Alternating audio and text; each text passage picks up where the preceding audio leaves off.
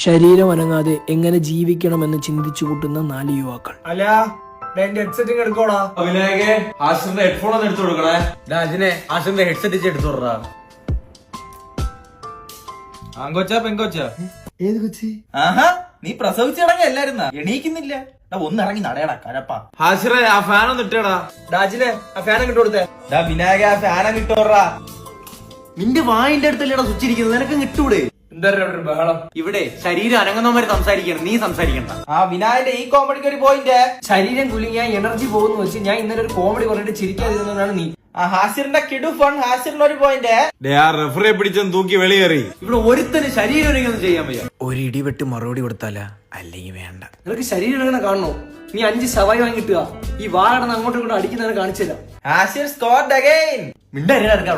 Ego clash. Good night. അപ്പൊ ഇവിടുന്ന് ഇനി ആരും അനങ്ങാൻ പോകുന്നില്ലല്ലോ. ശരി.